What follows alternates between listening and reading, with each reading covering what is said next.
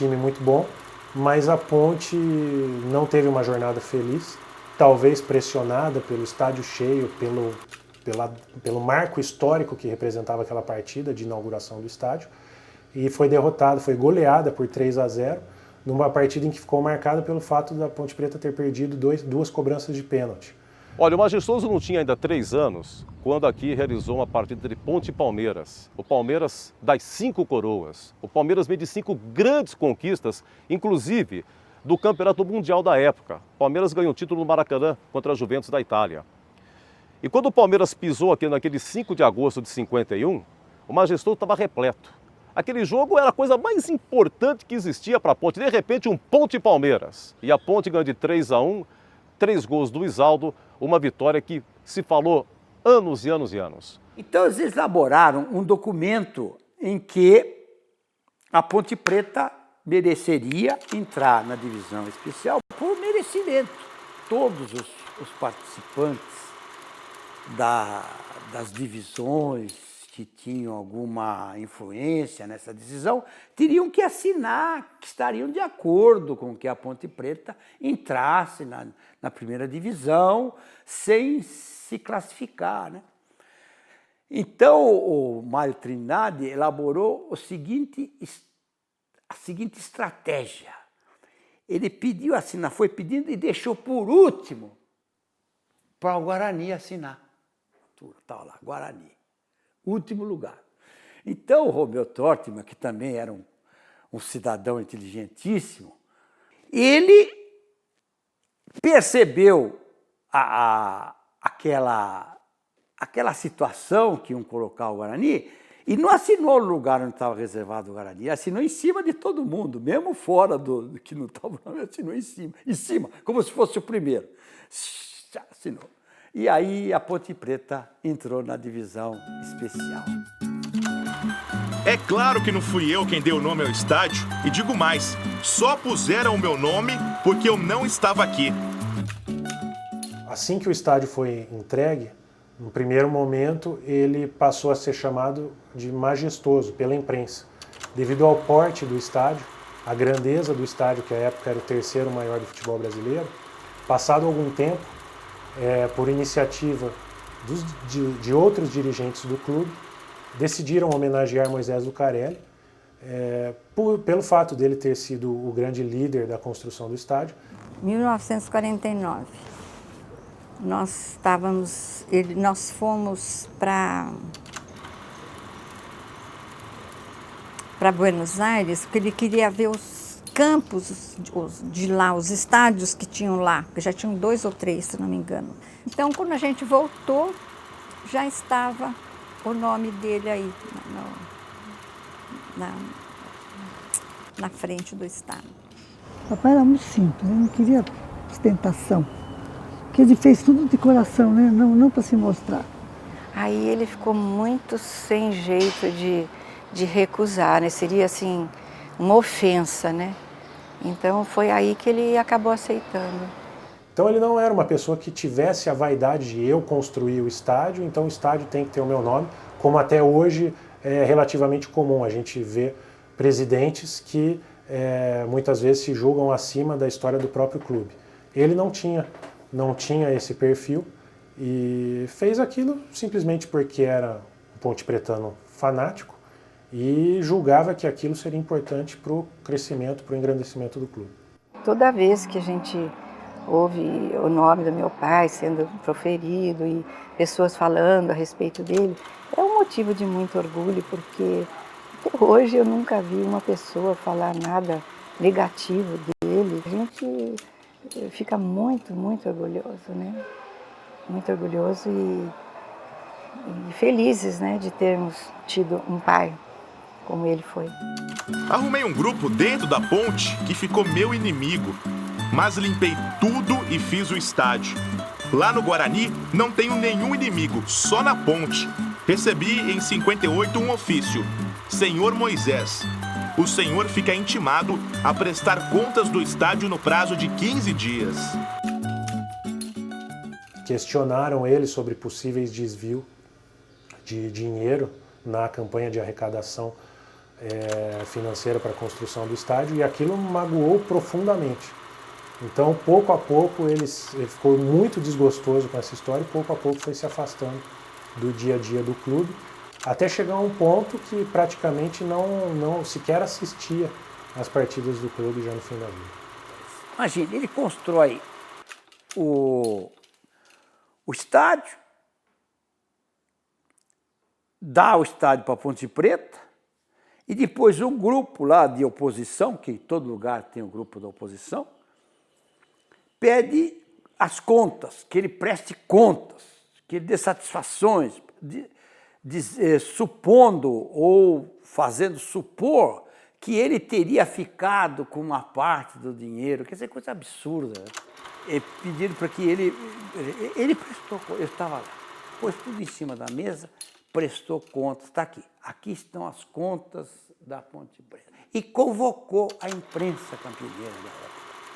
E convocou os tais que também lhe falou, literalmente, querem fechar esse meu depoimento dizendo o seguinte, que se alguém em Campinas for credor da Ponte Preta em qualquer coisa, vem aqui que eu pago. Ah, você não conhecia meu pai. Ele reuniu a imprensa toda, inclusive Sérgio Salvucci, na época era um dos mais... Reuniu lá na casa dele, na cobertura, expôs tudo o que ele tinha, e ele falou, nunca mais vou pisar na porta. E ele nunca mais veio aqui. Hoje não vou mais ver jogos, estou cansado.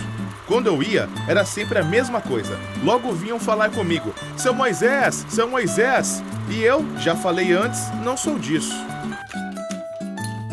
Eu tenho certeza que os mais velhos, sim, valorizam Moisés Lucarelli, sabem quem ele foi e reconhecem a sua importância. Agora, até certo ponto natural que, com o passar do tempo, essa história vá se perdendo. E é um dever do clube cuidar para que essa história seja preservada. Eu acho que vocês, os jovens pontepretanos, deviam, toda vez que passar em frente ao busto que está lá, olharem para ele com outros olhos. Não é um busto a mais. É um busto de um homem extraordinário. Esse reconhecimento que a Ponte Preta fez com meu pai, dando o nome do estádio, tem até um busto dele aí.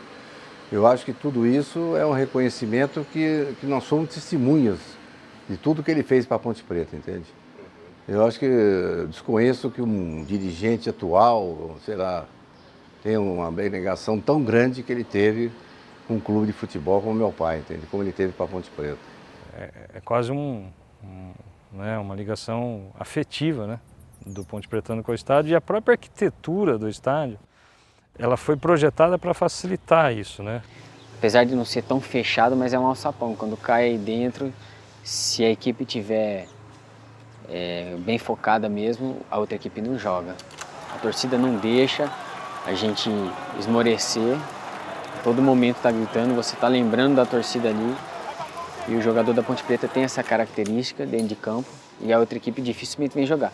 Outros amigos meus que eu joguei contra ou que eu joguei junto depois me relatavam isso. Diziam que para jogar contra a Ponte aqui tinha que suar sangue e era muito difícil ganhar. E realmente nós ficamos aqui mais de 13 jogos sem perder. O majestoso é nosso, sabe? É o único estádio que você pode falar. Eu participei porque meus pais participaram. Os meus pais contribuíram com a parte da comida. Eles tinham um bar com um restaurante na cidade e eles enchiam o caminhão e traziam as coisas do pessoal que estava trabalhando. Olha, eu tenho um lar, eu tenho um apartamento muito bonitinho, é pequenininho, mas é meu. Mas aqui eu não dispenso isso. Aqui é a minha casa.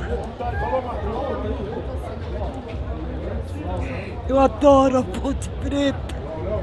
A ponte é uma relação de amor, única e exclusivamente. E essa relação de amor, a ponte é paixão, a ponte é amor, não adianta. Isso foi fortificado exatamente nessa relação da construção do estádio, né? Isso aumentou. Então, essa geração que construiu o estádio passou para os seus filhos e netos exatamente isso. Eu conheço o Mineirão, o Maracanã, já vi muitos jogos e muitos outros estádios, mas gosto mesmo é desse, do nosso estádio. Na verdade, a construção do novo estádio, desde o Eulina, da formação do Clube Eulina, da unidade Eulina, já tinha essa ideia de se construir lá um estádio que seria denominado Macacão. Então isso aconteceu em 75, 74, 75, já se tinha essa ideia. A ideia não saiu do papel, não vingou. Em 2008, com a entrada numa grande incorporadora no negócio, foi projetada uma nova arena. E desde esse momento nós estamos vendo a possibilidade de viabilização desta arena. Eu sou completamente contra. Eu acho que o majestoso é o majestoso, isso não vai acabar nunca. Não pode ser mexido, não pode ser mudado. O tombamento, eu sou arquiteto e entendo um pouco dessa história de tombamento. O tombamento era de todo o majestoso, não só da fachada. O majestoso não é feito só de fachada, ele é feito como um todo. Eu acho o majestoso único, eu acho único no mundo inteiro. Eu falo isso inclusive do pessoal de fora que eu conheço, que é o único estádio que eu conheço, eu pesquisei bastante, que foi a torcida que construiu.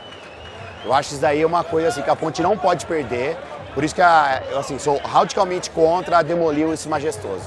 Mas tudo isso não vai apagar a história dele, não vai apagar o que ele fez para a Ponte e o crescimento que ele proporcionou à Ponte. Quanto ao novo estádio, ele representa já o segundo passo de modernização. O Moisés Lucarelli cumpriu a função naquela época, em 47. A nova arena vai cumprir a nova função, o novo crescimento da Ponte para o futuro que nos espera. Eu acho terrível demolir essa obra, né, que foi feita com tanto sacrifício durante uma vida inteira, com a ajuda de todos os pontepretanos, de uma coletividade, né? Como é que se vai demolir uma obra dessa que, como ele falava, ele não fez só para os pontepretanos, foi para Campinas.